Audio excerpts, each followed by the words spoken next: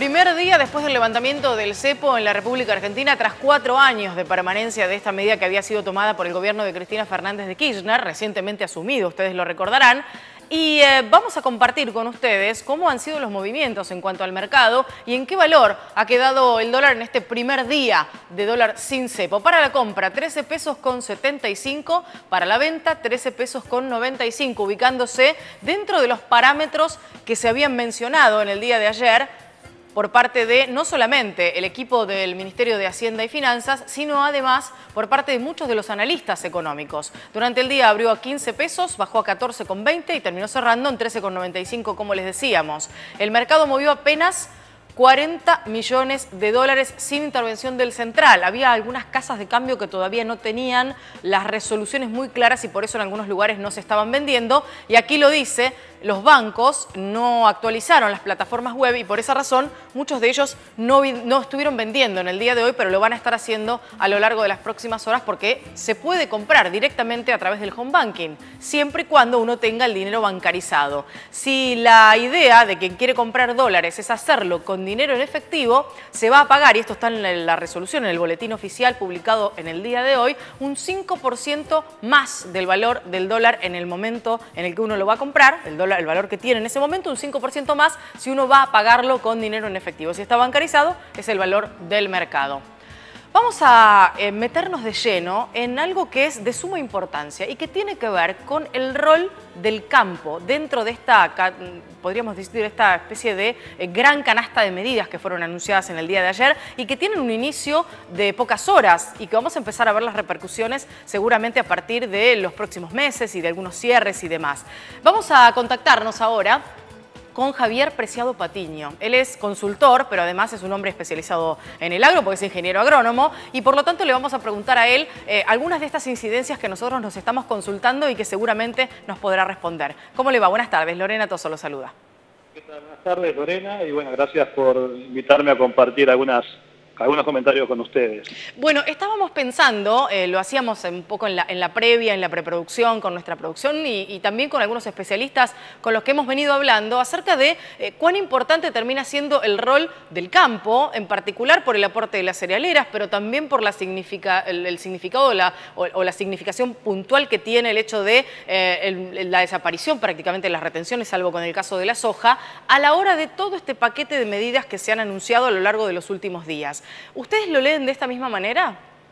Sí, mira, era una medida muy esperada en todo el sistema productivo, sobre todo en el productor primario, porque venía de 2 años medianamente cascoteado por precios que ya no eran los de antes, por costos en pesos que habían aumentado y por un dólar que se lo consideraba atrasado, ¿no?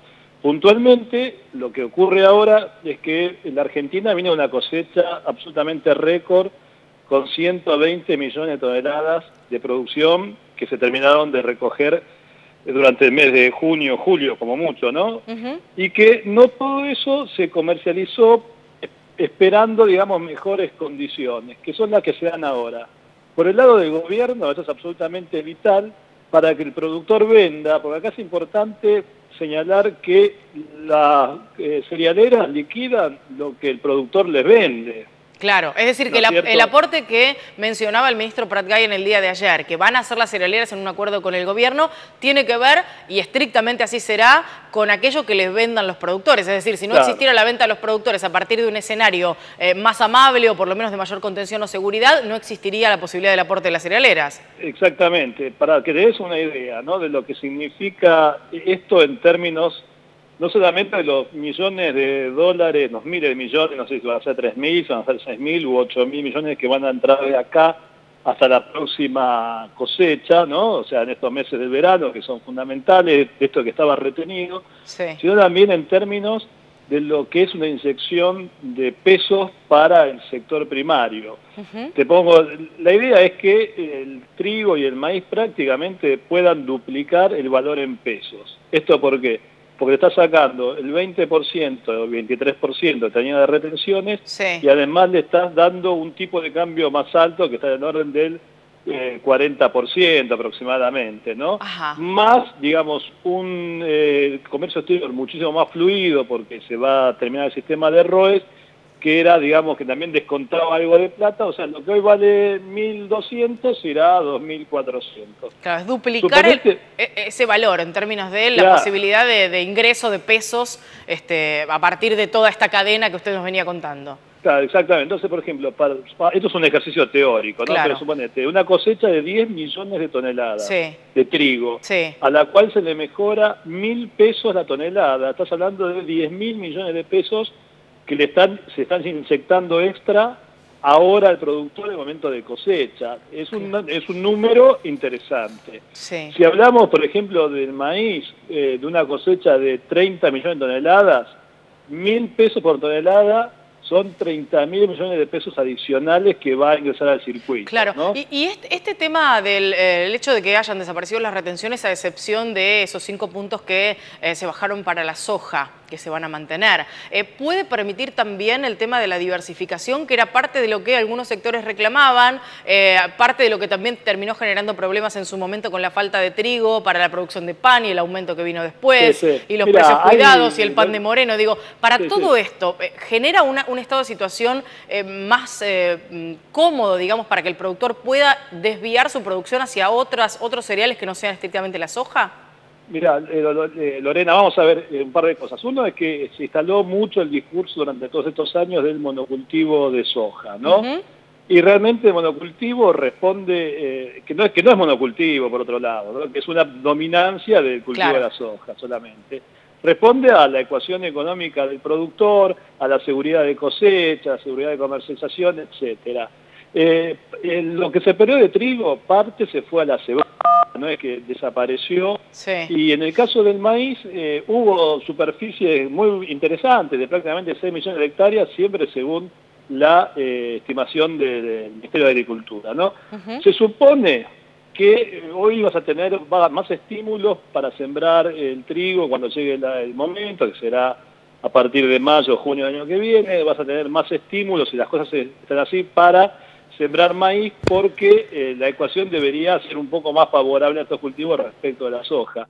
Ahora, por ejemplo, hace unos días el presidente de una compañía que tiene mucho interés en el negocio del maíz decía que esperaban para 2025 una superficie de maíz de 6 a 8 millones de hectáreas.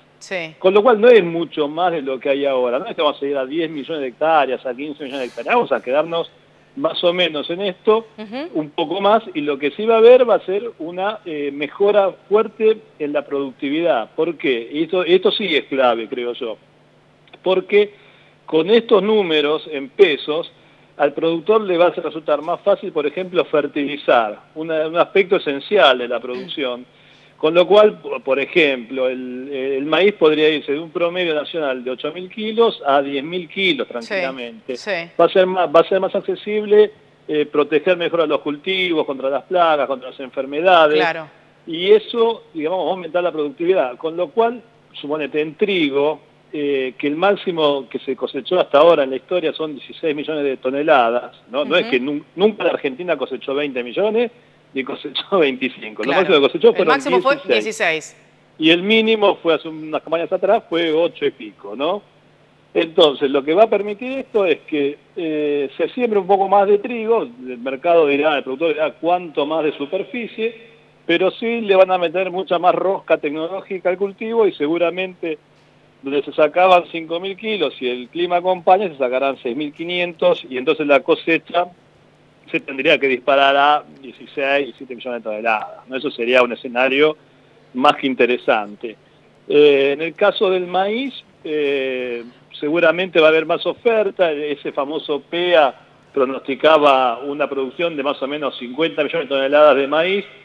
Con esta situación podríamos apuntar a 40 millones de toneladas tranquilamente, y llegar hasta 130, que creo que hablaba Burjay o Ricky Negre para la próxima campaña, ¿no? O sea, por efecto de maíz.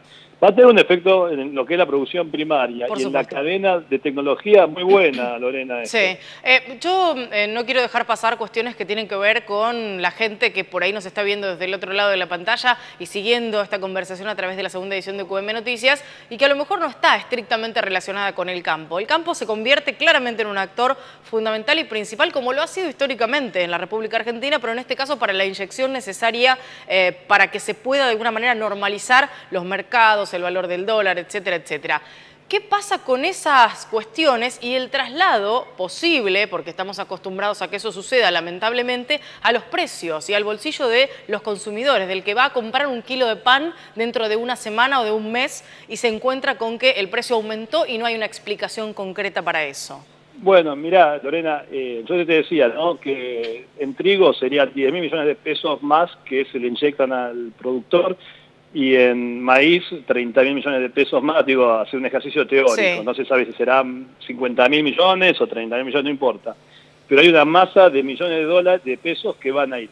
Ahora, eso sale de algún lado, porque la economía no es de suma cero, o sea, para que vos ganes más, alguien tuvo que ponerlo, ¿no? Y entonces eso, digamos, va a ir al consumidor finalmente. Sí. ¿Más lento o más rápido? ¿Cómo? Por ejemplo, el avicultor, la granja avícola tiene al maíz como principal insumo. Sí. La granja pagaba hasta hace poco, no sé, 1.100 pesos, 900, 1.300. Ahora podría estar pagando dentro de un tiempo 2.000 o 2.000 y pico de pesos. Bueno, eso le sube los costos. ¿Qué hace el avicultor? Lo traslada, lo ideal sería que lo trasladara de forma proporcional, ¿no? Porque no es que todos sus costos se le van a ir al doble, se le va a ir la parte del maíz solamente, que tendrá un impacto del 10-15% en el costo final. Yo, escuchando esta progresión que usted va haciendo de pensamiento respecto justamente de la producción avícola, me quedo pensando en el aumento del 100% del kilo de pollo de hace días atrás nada más, digo, en una especie de intento por cubrir la posibilidad de aumentos supuestos, ya se aumentó un 100% el valor del kilo de pollo, con lo cual digo, se supone que o deberían volver hacia atrás, algo que nunca pasa en la República Argentina, o ya estaría ese aumento. Mira, ya todos estuvieron aumentando, por ejemplo, con la expectativa de que va a haber un mercado, por ejemplo, de exportación para la carne totalmente sin restricciones, de que va a valer más, de que el dólar va a valer más en términos de pesos. Ya generó en los últimos días de noviembre, dicen que la inflación ya fue de 4% en noviembre, ya generó un incremento, seguramente con digamos, cuando se efectivice el valor de un maíz, de un trigo, del doble de precio, por ejemplo, del girasol, que nosotros somos grandes consumidores de aceite de girasol, eso ahí va a venir un segundo traslado de más o menor medida. El tema es que los empresarios, lo que un poco el pensamiento que tienen es, después de 12 años de fumarnos, entre comillas, a un Moreno, a un Costa, con toda la persecución del tema de precios, ahora que gana, digamos, un gobierno pro mercado, déjame tranquilo, ¿no? Claro, lo que pasa es que cuando déjame tranquilo implica que todo cae en el bolsillo de los consumidores, termina siendo perjudicial para la gran mayoría de la sociedad. Y por otra parte, además, si la idea es bajar la inflación, no parece ser este el camino, ¿no? Digo, un aumento de precios genera, los salarios en general en la Argentina por lo menos nunca van acorde a lo que va pasando con la inflación, más allá de las paritarias abiertas, de las discusiones, de los aumentos salariales anuales y demás. Digo, si nos paramos en ese lugar, terminamos siempre perjudicados los consumidores. Sí, vamos a ver cómo resuelve la ecuación el gobierno, porque hasta ahora al sector agropecuario le han dado todo, ¿no? No retenciones, tipo de cambio 40% más alto, fantástico. El traslado es inevitable, no sabemos en qué proporción se va a trasladar, pero es inevitable el aumento de precios en productos de la canasta familiar. Entonces, eso como a todo el mundo no nos provoca ninguna gracia cuando somos consumidores. Si tengo que pagar el kilo de roast beef 110 cuando hace 30 días lo pagaba 80, no me pone muy contento.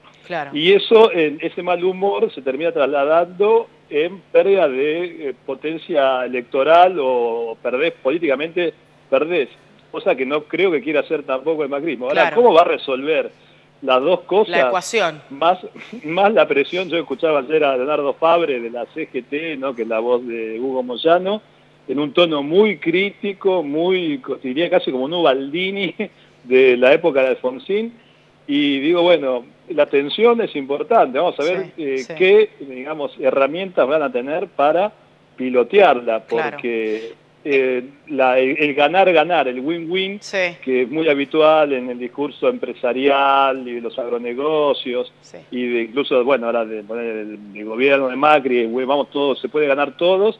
En esto es muy complicado resolverlo. Claro. Le quiero hacer la última pregunta. Recién usted mencionaba el tema del precio de la carne y escuchaba a algunos especialistas puntualmente en materia de criado de ganado y demás, cría de ganados, perdón, y decían que el problema fundamental a la hora de manejar las cuestiones del precio y de intentar que los precios no se vayan hacia arriba, y pensaban, por lo menos estos especialistas, que iba a seguir aumentando, era el hecho de la falta de animales, el hecho de que no hay la cantidad suficiente como para cubrir un mercado muy demandante como es el de la República Argentina, y si se abren las exportaciones me imagino que todavía con mayor contundencia. ¿Cómo cree que va a ser la cuestión de la ganadería puntualmente en la Argentina a partir de esto? Mira, el stock ganadero, primer punto, el stock ganadero está planchado de los años 90, ¿no? Tuvo un pico por el año 75, no sé, creo que era casi 60 millones de cabezas y después cayó cuando éramos 25 millones de argentinos, los que jugamos el Mundial. Hoy somos 40 y pico millones de argentinos y tenemos 51 millones de cabezas, ¿no? O sea, no es fácil decir, bueno, vamos a aumentar en 10 millones nuestro stock, ni tampoco es fácil decir, vamos a terminar el mal más gordo, por eso se quiso hacer siempre en los últimos 20 años y nunca hasta ahora funcionó. Lo que, digamos, el esquema hoy que se está planteando, ¿cuál sería? Se abren las exportaciones, eso va a generar una inyección de plata muy fuerte para la cadena, y, digamos, va a elevar los precios internos, como de hecho ya está elevando, aún sin que se abran las exportaciones, que esté efectivizado, no hay mayor comercio exterior. Y entonces uno debería irse a comer pollo o comer cerdo, ¿no? O sea, el mercado interno, el consumo interno se restringiría por una cuestión de precio, ¿no? La metáfora de Chevere diciendo, a los argentinos no les gusta el lomo, ¿no? El lomo está buenísimo. Lo que no nos gusta es pagar el precio. Si fuera el salmón. Claro, el precio internacional. Entonces, lo que va a haber acá va a ser una restricción de consumo por efecto precio, ¿no? El problema es que si el pollo y el cerdo digamos, acompañan la suba de la carne vacuna, vamos a estar casi en un callejón sin salida. Vamos a comer arroz. Y la realidad es que en general todos los gobiernos, sean del tipo que sea, cuando se llega a esa situación, que el precio de la carne se torna excesivo para el poder adquisitivo del argentino, tomen alguna medida de cierre del mercado exportador. Mirá, te cuento una anécdota cortita, Lorena. Yo nací el 28 de noviembre del año 63. Un año, hace poco, mi mamá me regaló el diario del día que nací. ¿Qué había pasado ese día? ¿Qué había pasado? Ilia había cerrado las exportaciones por el aumento del precio de la carne de la hacienda, ¿no? Claramente, Patiño, somos una Argentina cíclica. Ojalá que estos primeros pasos que se empiezan a dar puedan estar acompañados por los diferentes sectores, porque me parece que cada una de estas instancias que hemos venido repasando de la historia y que los que trabajamos en los medios hace muchos años sentimos que las estamos viviendo como un déjà vu, tienen que ver con la falta de acompañamiento de algunos sectores de la sociedad. Así que si podemos estar todos encaminados hacia el mismo lugar, ojalá las medidas empiecen a ser para, digamos, bien de la sociedad y con el efecto que todos estamos esperando, que es que mejore nuestra calidad de vida. Gracias. Lorena, muchas gracias a vos y ojalá tengamos un buen pacto social que resuelva todos estos problemas que empiezan a asomar. Nos lo merecemos, creo. Gracias. Buenas tardes. Hasta luego, buenas tardes.